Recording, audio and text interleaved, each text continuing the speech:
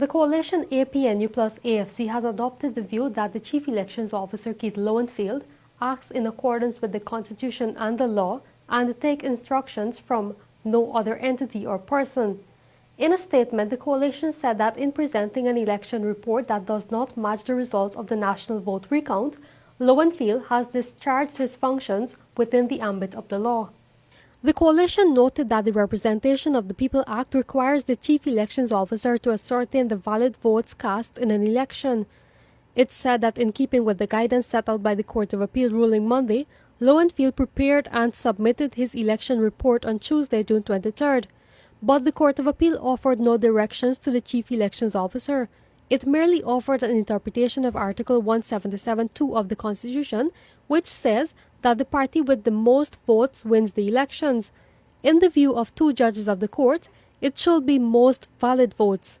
No other declarations or orders were made. Further, the order of the court was put on hold by the very Court of Appeal, and that hold was further extended by the Caribbean Court of Justice, which is hearing an appeal. So Lowenfield could not claim to be acting on the guidance of the court in presenting his report when there is no such advice that is active at this time.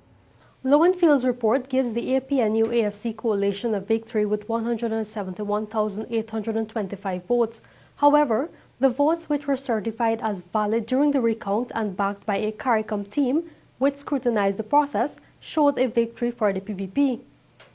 In his first report, based on official figures from the recount, Lowenfield certified that the PPP won the elections with 233,336 votes, but Lowenfield reduced their figures by 67,000 and put them at second place.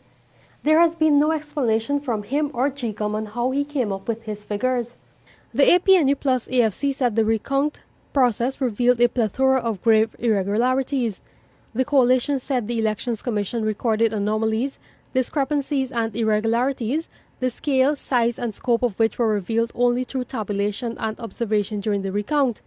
In fact, most of those issues were raised only by the coalition, and these include ballots cast in the names of persons who are dead or had migrated.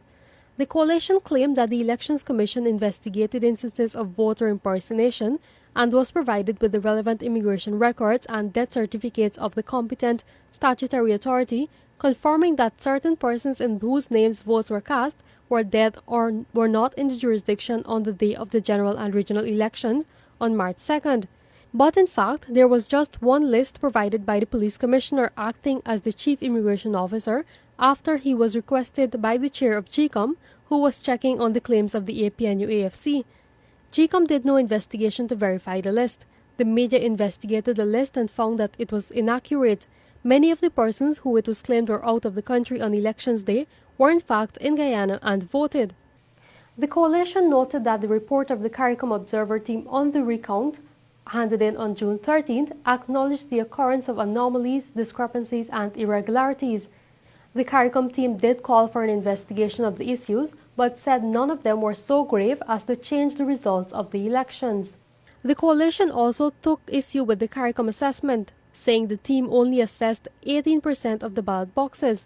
The coalition said, and I quote, "The report of the Chief Elections Officer on the recount exercise is a substantial report which assessed all of the 2,339 ballot boxes." End of quote.